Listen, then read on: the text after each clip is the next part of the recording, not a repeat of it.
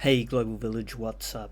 Okay, America is in a downward spiral towards fascism, and I think most people who have been observing everything that's been happening since the latest Trump presidency can probably understand there are a lot of strong reasons why we would make a claim like that. Now, one of the things about fascism, or specifically authoritarian leaders, is that they don't appreciate personal criticism. And if you do publicly criticize them, especially if you have a large platform, then expect to be deplatformed very quickly. So let's just take a quick look at China, Xi Jinping, and Russia, Vladimir Putin. You will simply not see shows like Stephen Colbert or Jimmy Kimmel Live. These types of shows just don't exist in those types of countries, and for very good reason.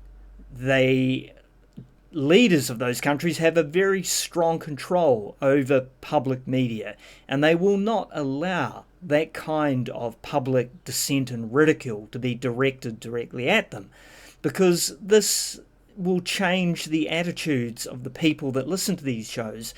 And they're just not going to potentially feel the same about their leaders when they are encountering someone with a certain rhetorical ability to be able to point out their behaviour and cast them in a very bad light.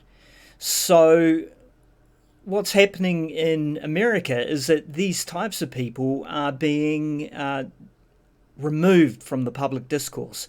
And this has already happened to Colbert. His show is being cancelled. And now we've just found out that Jimmy Kimmel Live has been indefinitely suspended. So let's just quickly listen to what he said that has apparently required such drastic action. And I'm just playing this from the Rational Nationals channel, which is a great channel, and I will link to the full video. All right, here we go. We hit some new lows over the weekend with the MAGA gang desperately trying to characterize this kid who murdered Charlie Kirk as anything other than one of them and doing everything they can to score political points from it. In between the finger pointing, there was grieving. On Friday, the White House flew the flags at half staff, which got some criticism. But on a human level, you can see how hard the president is taking this. My condolences on the loss of your friend Charlie Kirk. May I ask, sir, personally, how are you holding up over the last day and a half, sir? I think very good. And by the way, right there, you see all the trucks? They've just started construction of the new ballroom for the White House, which is something they've been trying to get, as you know, for about 150 years. And it's going to be a beauty. Yes. Okay. He's at the fourth stage of grief, construction. Demolition, construction. This is not how an adult grieves the murder of someone he called a friend. This is how a 4-year-old mourns a goldfish, okay? Jimmy Kimmel was a... Yeah, okay. Now that is pretty goddamn cookie cutter. It's very innocuous. It's literally playing Trump's own words, which were quite farcical, and just highlighting how much he doesn't give a shit about the fact that his good friend Charlie Kirk just got assassinated. At the end of the day, Trump doesn't care about the misfortune of others, even if they are people that apparently he regards as allies in any shape or form. He just doesn't care. So this was pointed out. Now, the fact that something like that was obviously just making Trump look like a bit of a charlatan, someone that, has no real friends at the end of the day. The fact that this has resulted in Jimmy Kimmel being suspended is basically 101 from the authoritarian playbook of the type of commentary you don't want.